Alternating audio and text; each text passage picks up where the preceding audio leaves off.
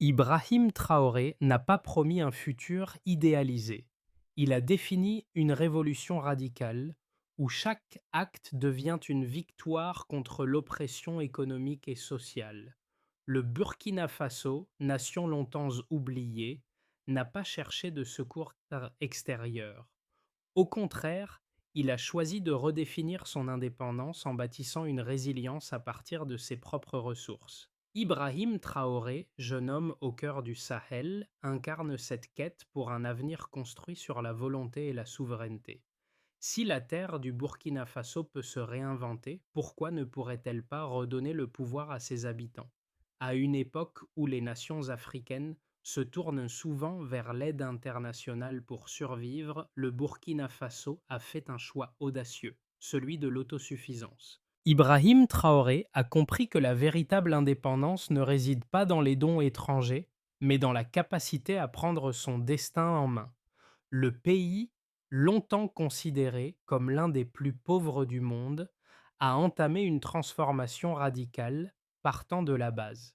Les agriculteurs, les ouvriers, les ingénieurs locaux. Ce projet, qui semble presque irréaliste à l'échelle mondiale, repose sur une idée simple mais puissante. Reconstruire un pays en s'appuyant sur ses propres forces, ses ressources et surtout sa volonté. Ce n'est pas un miracle, c'est une série de petites actions concrètes. Usines locales, centrales solaires, infrastructures routières et bien plus encore. C'est un défi colossal, mais l'enjeu est grand. Créer un modèle alternatif, un exemple pour d'autres nations. Si le Burkina Faso réussit, il montre au monde qu'une nation peut être libre sans compter sur la charité étrangère. La transformation du Burkina Faso a débuté là où personne ne l'attendait, dans la culture de la tomate. Ce fruit, qui semblait insignifiant à première vue, est devenu le catalyseur d'une révolution économique, symbolisant la souveraineté retrouvée. Les agriculteurs burkinabés, autrefois dépendants des importations de tomates en conserve, laissaient leurs récoltes pourrir faute de débouchés. Leur désespoir était palpable. Mais Ibrahim Traoré a su saisir cette injustice.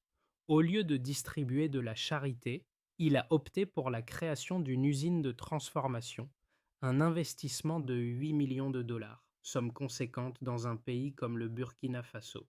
L'usine de transformation de tomates, premier grand projet porté par Traoré, a eu un impact immédiat et tangible. Elle a créé plus de 150 emplois locaux et offert à des milliers d'agriculteurs des contrats stables et des prix équitables pour leurs produits. Le changement ne se résumait pas seulement à l'aspect économique, il était aussi profondément culturel. Pour la première fois, les Burkinabés ont pris conscience de la valeur de leur travail, qui ne dépendait plus des grandes puissances étrangères, mais de leurs propres efforts. Ce modèle de développement local, centré sur l'agriculture, démontre que la souveraineté d'un pays ne se limite pas à la politique ou à l'armée. Elle réside aussi dans les choix économiques quotidiens. En transformant ce qui était autrefois un symbole de dépendance en un produit local à forte valeur ajoutée, Traoré a montré que l'indépendance économique peut se construire brique par brique, récolte par récolte. Les fruits rouges de l'usine ne sont pas seulement un produit alimentaire, ils sont une déclaration d'autonomie. Et ce premier pas vers l'autosuffisance se transforme rapidement en un modèle à suivre. L'avenir du Burkina Faso ne repose pas sur l'aide internationale, mais sur sa capacité à se redresser avec ce qu'il a sous la main. Au cœur de cette révolution économique se trouve un homme qui incarne la vision et la détermination, Ibrahim Traoré. Cependant, la véritable force de cette transformation réside dans les milliers de Burkinabés qui se sont unis pour construire un avenir commun. Loin d'être une simple initiative dirigée par un leader charismatique, ce mouvement est le fruit d'un travail collectif. Des agriculteurs ouvrant aux ouvriers d'usines, en passant par les ingénieurs locaux, chaque acteur a joué un rôle crucial dans la mise en œuvre de ce projet. Ibrahim Traoré a compris que pour que cette vision fonctionne, Il fallait impliquer toute la nation dans le processus de création de valeur. En effet, la prise de pouvoir économique commence par l'auto-empowerment des citoyens. Il ne s'agissait pas seulement d'un projet industriel ou agricole, mais d'une révolution sociale. Des milliers de Burkinabés, autrefois dépendants de l'aide étrangère, se sont retrouvés à jouer un rôle clé dans le redressement de leur pays. Les ouvriers, formés localement, sont devenus des symboles de cette autonomie retrouvée. Les agriculteurs, autrefois vulnérables aux fluctuations des prix mondiaux, sont maintenant en mesure de stabiliser leurs revenus grâce à des contrats stables et à des prix équitables pour leurs récoltes. La transformation ne se fait pas du jour au lendemain, mais les premières pierres du changement sont déjà posées. L'usine de transformation de tomates n'est que le début. Les infrastructures agricoles, les routes et les projets énergétiques qui suivent s'inscrivent tous dans cette dynamique d'autosuffisance. Ces projets ne sont pas seulement un levier économique, ils incarnent une renaissance culturelle, sociale et politique. La souveraineté retrouvée ne se limite pas à l'accès à des ressources naturelles ou financières, elle se construit avec la confiance et l'engagement du peuple lui-même. L'ascension du Burkina Faso vers l'autosuffisance économique a suivi une trajectoire marquée par des événements cruciaux, chacun catalysant un tournant majeur. Le premier grand tournant survient avec l'initiative de l'usine de transformation de tomates, projet de 8 millions de dollars qui semble modeste, mais qui représente un défi audacieux dans un pays où la pauvreté règne en maître. Ibrahim Traoré, avec son équipe de visionnaires locaux, a non seulement créé des emplois, mais a aussi revalorisé les produits agricoles du pays en leur donnant une plus grande valeur ajoutée sur le marché. Ce geste, simple en apparence, a envoyé un message fort. Le Burkina Faso n'a pas besoin de la charité mondiale. Il a besoin de structures solides et de projets concrets portés par ses citoyens. La réalisation de ce projet a ouvert la voie à d'autres initiatives. Le pays, se rendant compte de l'ampleur des retombées positives sur son économie, a mis en place d'autres infrastructures destinées à renforcer son indépendance. Prenons l'exemple de la route entre le Burkina Faso et la Côte d'Ivoire. Un investissement de 120 millions de dollars a permis de construire une autoroute reliant le cœur agricole du pays à l'océan, réduisant les coûts logistiques et ouvrant de nouvelles perspectives commerciales pour les producteurs locaux. Ce projet a eu un impact immédiat sur les communautés locales, permettant aux agriculteurs d'accéder plus rapidement au marché, augmentant ainsi leur compétitivité. Mais cette route n'est pas qu'un simple axe de transport. Elle symbolise la rupture avec l'ancienne dépendance du pays à l'égard des routes financées par des bailleurs de fonds étrangers, souvent lentes et inefficaces. L'infrastructure construite avec des fonds internes du pays incarne le désir de se libérer des chaînes du passé et de bâtir un avenir sur des fondations locales. La mise en place de cette autoroute a permis de relier des villes autrefois isolées, créant ainsi de nouvelles opportunités économiques et sociales. Les fermiers ont désormais un accès direct aux marchés étrangers, tandis que les entreprises locales connaissent un essor inattendu. L'impact ne s'arrête pas là. Une autre révolution discrète mais essentielle a pris place avec la mise en œuvre de projets d'énergie renouvelable, comme les centrales solaires. Le projet Yellen, qui repose sur l'exploitation de l'énergie solaire, a permis de connecter plus de 150 villages, éclairant des foyers qui avaient vécu dans l'obscurité pendant des décennies. Ce projet ne se contente pas de fournir de l'électricité, il change fondamentalement la manière dont les Burkinabés vivent, étudient et travaillent. Des enfants qui, auparavant, étaient forcés d'étudier à la lueur des lampes à pétrole, peuvent maintenant bénéficier d'un éclairage moderne, facilitant ainsi leur apprentissage. Ce n'est pas uniquement une question d'infrastructure, mais de redéfinition de ce que signifie être libre et indépendant. Chaque projet, qu'il soit énergétique, routier ou agricole, est un pas vers une indépendance totale, où la nation ne dépend plus des autres pour son développement. Les retombées sont visibles dans la vie quotidienne. Les enfants peuvent maintenant aller à l'école en toute sécurité, les agriculteurs ont de meilleures conditions de vie et les femmes peuvent gérer leur foyer de manière plus efficace grâce à l'accès à l'électricité. Le Burkina Faso devient ainsi un modèle de résilience et d'autodétermination, prouvant au monde qu'une nation peut se relever de ses cendres à condition de prendre les bonnes décisions et de mobiliser les bonnes ressources. Les chiffres racontent une histoire puissante. Ils démontrent que le changement du Burkina Faso n'est pas qu'un idéal abstrait, mais une réalité concrète qui touche des milliers de vies. L'impact tangible de cette révolution économique est mesuré par des données qui parlent d'elles-mêmes. L'exemple de la transformation de l'industrie agricole, symbolisée par l'usine de tomates, est parlant. En 2019, l'usine a traité plus de 10 000 tonnes de tomates produites localement, contribuant à la création de plus de 150 emplois directs. Mais ce n'est pas tout. Des milliers d'agriculteurs, autrefois en proie à l'incertitude, ont désormais des contrats garantis, ce qui leur permet de planifier et de stabiliser leurs revenus. Les prix de vente de la tomate transformée sont 30% plus élevés que ceux des produits importés, créant ainsi une économie circulaire où les bénéfices restent dans le pays. Ce modèle d'autosuffisance s'étend à d'autres secteurs. Le projet Yellen, par exemple, a électrifié plus de 150 villages en 3 ans, touchant environ 300 000 personnes. Ce n'est pas juste une question de lumière. L'accès à l'électricité a permis à 35 000 élèves d'étudier le soir et à 10 000 petits commerces de fonctionner plus efficacement, augmentant leur chiffre d'affaires de 25%. Les économies locales ont ainsi connu un rebond, la création de micro-entreprises ayant doublé en 3 ans dans les zones rurales. Les infrastructures routières ont également fait une différence considérable.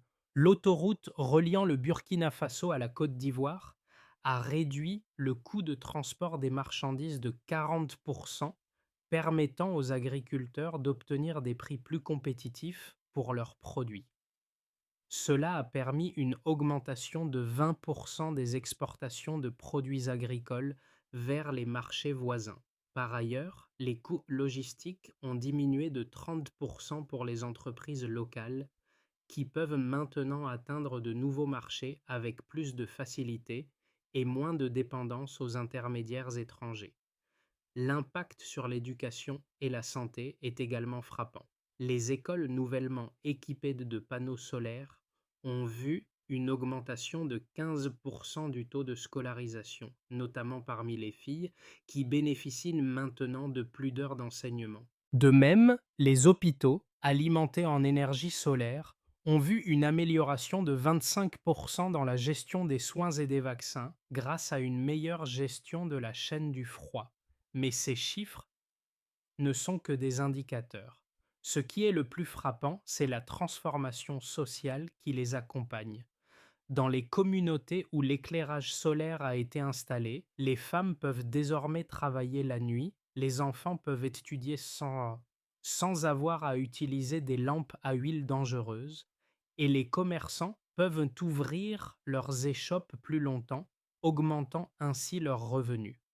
La transformation du Burkina Faso, alimentée par la volonté de ses habitants, est une réalité qui va bien au-delà des chiffres. Blilis. L'ensemble de ces projets, qu'ils soient énergétiques, agricoles ou infrastructurels, ont créé une dynamique qui bénéficie à tous les niveaux de la société. Ces résultats quantitatifs, loin d'être anodins, représentent le début d'une transformation profonde d'un pays qui ne veut plus être spectateur de son avenir, mais acteur de son destin. Alors que le Burkina Faso trace sa route vers l'indépendance économique, deux visions opposées s'affrontent. D'un côté, ceux qui prônent une dépendance continue aux financements étrangers, arguant que sans l'aide internationale, des pays comme le Burkina Faso n'ont aucune chance de se développer. De l'autre côté, Ibrahim Traoré et son équipe qui croient fermement qu'une nation doit se construire sur ses propres ressources, avec des solutions locales et durables. Cette opposition n'est pas qu'un débat politique, elle est incarnée dans les choix de développement du pays. Les partisans de l'aide étrangère soulignent que des pays comme le Burkina Faso, avec ses faibles revenus et ses infrastructures fragiles, ont besoin d'investissements externes pour se relever. Pour eux, des projets comme ceux du Burkina Faso ne sont que des tentatives risquées, sans l'assurance du succès.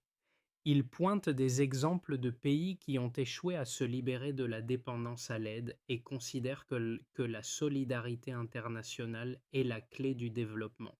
En revanche, Traoré et ses partisans répliquent que l'histoire du continent africain a montré que l'aide étrangère n'a jamais été un moyen efficace de garantir l'indépendance durable. Pour eux, la solution réside dans la capacité à prendre le contrôle de ses propres ressources, à investir dans des projets locaux et à développer des infrastructures qui profitent directement aux citoyens. Le modèle qu'il propose ne se base pas sur des aides externes, mais sur des initiatives internes, comme l'usine de transformation de tomates et les projets d'énergie solaire. L'exemple du Burkina Faso démontre que, même dans des conditions difficiles, une nation peut prendre son avenir en main sans compter sur la charité. Le modèle proposé par Traoré n'est pas parfait, mais il offre une alternative viable à la dépendance continue aux aides internationales. Les preuves, déjà visibles dans la croissance économique et l'amélioration de la qualité de vie des citoyens, soutiennent cette vision. Au lieu de recevoir, le Burkina Faso est en train de devenir un exemple de résilience et de détermination. Ainsi, ces deux visions opposées, dépendance à l'aide versus indépendance par la volonté et l'action locale, sont plus qu'un débat théorique. Elles sont le moteur d'une véritable révolution sur le terrain. Une révolution qui, pour la première fois depuis des décennies, montre qu'un pays africain peut se redresser seul en prenant ses propres décisions et en construisant son propre avenir. La transformation du Burkina Faso ne s'arrête pas aux frontières de l'agriculture et des infrastructures. Une autre révélation majeure se cache dans l'évolution de la mentalité collective. Le pays a pris conscience que son avenir ne dépendait pas des bienfaits passagers d'une aide étrangère, mais de la construction d'un avenir autosuffisant, où chaque Burkinabé aurait un rôle crucial à jouer. Ce n'est pas un rêve lointain, mais une réalité palpable. Et c'est cette réalité qui se concrétise grâce à des projets comme l'usine de transformation de tomates, l'électrification solaire et les infrastructures routières. La révolution ne réside pas seulement dans les chiffres ou les projets visibles. Elle réside dans le changement de perception de ceux qui croyaient que l'aide extérieure était la seule solution à un peuple qui découvre sa propre capacité à se relever.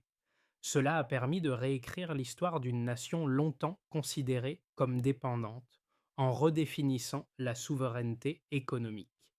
Le projet Yellen a été le catalyseur d'une prise de conscience profonde, car il a non seulement apporté de l'électricité, mais aussi de l'espoir et de la dignité aux Burkinabés. Ce tournant marque non seulement un changement structurel, mais aussi une véritable révolution de mentalité, où la souveraineté prend forme par la volonté collective et l'action locale. La révolution du Burkina Faso, née de ses propres efforts, est loin d'être une simple réorganisation économique. Elle a des répercussions profondes, non seulement sur la structure du pays, mais sur la vie quotidienne de ses citoyens. Les retombées de ce modèle d'autosuffisance se font sentir dans chaque secteur, touchant toutes les couches de la société. Les agriculteurs, par exemple, étaient avant la création de l'usine de transformation de tomates à la merci des prix mondiaux et de l'insécurité liée à l'absence de débouchés pour leurs produits. Aujourd'hui, grâce à l'usine, ces mêmes agriculteurs peuvent vendre leurs récoltes à des prix justes et stables, leur assurant ainsi un revenu constant. Cette stabilité a eu un effet domino sur d'autres secteurs.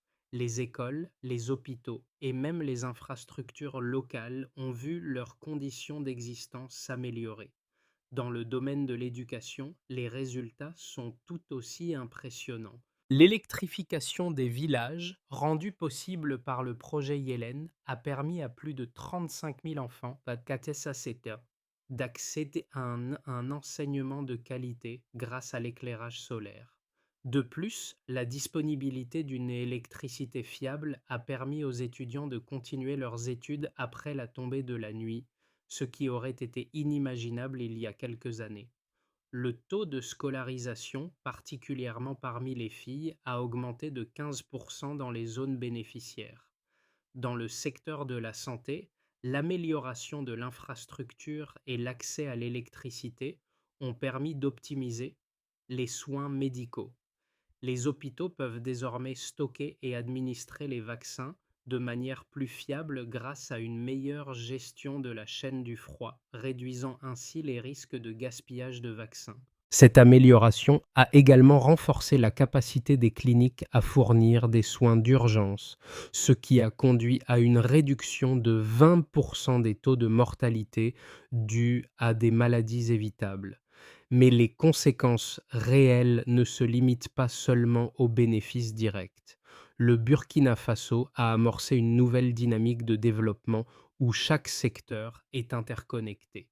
L'amélioration des infrastructures de transport, par exemple, a facilité l'accès des produits locaux aux marchés étrangers, réduisant ainsi la dépendance aux importations. Le pays commence à percevoir une réduction de sa facture d'importation, ce qui est essentiel pour son indépendance économique et à long terme.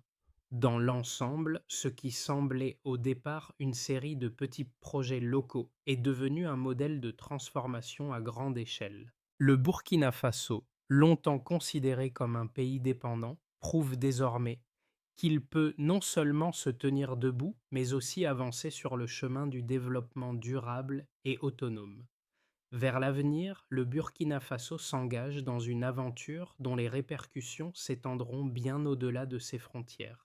Mais quels sont les scénarios pour les 6 à 12 prochains mois? Comment la dynamique actuelle pourra-t-elle se poursuivre dans un contexte mondial incertain? Trois scénarios se dessinent à l'horizon, chacun avec ses propres défis et opportunités. D'abord, le scénario de base, une croissance continue mais prudente. Dans ce scénario, les projets en cours, tels que l'usine de transformation de tomates et le projet Yellen, continueront de se développer à un rythme soutenu mais contrôlé. Les agriculteurs continueront de bénéficier de contrats stables et la production locale continuera à se diversifier. La construction de routes et d'infrastructures agricoles offrira de nouvelles possibilités commerciales pour les producteurs burkinabés, tandis que les projets d'énergie renouvelable électrifieront davantage de villages. Le pays connaîtra une croissance modérée mais soutenue, se renforçant dans son indépendance économique sans faire face à des obstacles majeurs. Les répercussions directes seront visibles dans une augmentation de l'emploi rural et une stabilisation de l'économie locale. Cependant, la dépendance à certaines ressources extérieures, comme le financement pour les projets d'infrastructure, pourrait poser des défis si le contexte international se complique. Dans ce cadre, le Burkina Faso maintiendrait un développement solide, mais dépendrait toujours d'un environnement économique mondial relativement favorable. Ensuite, le scénario optimiste, une croissance exponentielle, avec un leadership régional. Dans ce scénario, le Burkina Faso devient un modèle pour d'autres pays de la région. L'autosuffisance économique se développe à un rythme plus rapide que prévu, grâce à des investissements internes et une forte demande locale pour les produits transformés. L'accès à l'électricité et à l'eau potable, propulsés par des projets comme Yellen et Ziga 2, s'étend davantage, stimulant les secteurs de la santé, de l'éducation et des entreprises locales. Avec des projets d'infrastructures clés comme l'autoroute reliant le Burkina Faso à la Côte d'Ivoire, le pays devient un carrefour commercial majeur dans la région de l'Afrique de l'Ouest. Le Burkina Faso exporte désormais plus de produits agricoles et industriels vers les pays voisins, consolidant son statut d'acteur économique incontournable. Cette expansion se traduit par une amélioration significative des conditions de vie des Burkinabés, un accroissement des emplois qualifiés et une réduction continue de la pauvreté. Les projets d'industrialisation locale et de souveraineté énergétique, combinés à une gestion prudente des ressources naturelles, pourraient placer le Burkina Faso en tête des nations africaines en matière de développement durable. Enfin, le scénario pessimiste, une stagnation due à des défis externes. Dans ce scénario, plusieurs facteurs externes pourraient ne freiner la croissance du Burkina Faso. Une instabilité géopolitique dans la région ou une crise économique mondiale pourrait affecter les investissements nécessaires à la poursuite de la transformation. Les projets d'infrastructure pourraient être retardés et la dépendance aux financements extérieurs pourrait se révéler plus difficile à surmonter si les conditions internationales se détériorent. La concurrence pour les ressources naturelles pourrait aussi s'intensifier, entravant le développement de projets locaux. Dans ce scénario, le pays resterait sur une trajectoire de développement modéré, mais sans la dynamique de croissance rapide espérée. L'espoir résiderait alors dans l'adaptabilité du modèle économique et la résilience de la population burkinabé face aux défis imprévus. Ces trois scénarios, bien que différents, partagent un point commun, le rôle central de la volonté collective et de l'action locale. Le Burkina Faso, que ce soit dans un scénario optimiste ou plus modéré, montre que l'indépendance économique peut être atteinte à travers la mobilisation interne, l'innovation et la persévérance. Alors que le Burkina Faso trace sa route vers l'autosuffisance, il ne le fait pas dans l'ombre. Le pays invite le monde à observer et plus encore à participer à cette révolution silencieuse. Ce modèle de souveraineté économique, fondé sur l'autodétermination et la résilience, doit inspirer d'autres nations. Mais ce n'est pas seulement une histoire de pays et de projets, c'est une histoire de personnes, de communautés qui se réinventent chaque jour. Les Burkinabés ont compris que chaque choix qu'ils font a un impact direct sur leur avenir. Ce n'est plus seulement une question de subsistance mais de fierté nationale. Pour les jeunes générations, les projets comme l'usine de transformation de tomates et le projet Yellen ne sont pas seulement des opportunités économiques, mais des symboles de ce qui est possible lorsque l'on choisit de se tenir debout. Mais cette révolution ne peut être accomplie sans une collaboration continue. Le modèle du Burkina Faso démontre que la prospérité ne peut se construire qu'en impliquant chaque citoyen, chaque entreprise et chaque communauté dans le processus. Ce n'est pas un miracle, c'est un travail de longue haleine, construit brique par brique, récolte par récolte, contrat après contrat. L'histoire de ce pays doit être partagée, non seulement pour inspirer, mais aussi pour encourager les autres nations à s'engager sur la voie de l'indépendance. Chacun peut y contribuer, que ce soit à travers des investissements dans des projets locaux, en soutenant les entreprises locales ou même en faisant entendre sa voix pour soutenir des initiatives qui favorisent l'autosuffisance. Le Burkina Faso vous invite à être une partie de ce voyage. Et vous, comment pouvez-vous participer à cette révolution de souveraineté? L'autosuffisance et la souveraineté économique ne sont pas seulement des concepts abstraits, elles se construisent à travers des actions concrètes et des projets bien structurés. Le Burkina Faso, en tant que pionnier de cette voie, a développé une série d'initiatives stratégiques qui offrent des solutions tangibles à ces défis. Mais ces solutions ne sont pas uniquement destinées au Burkina Faso.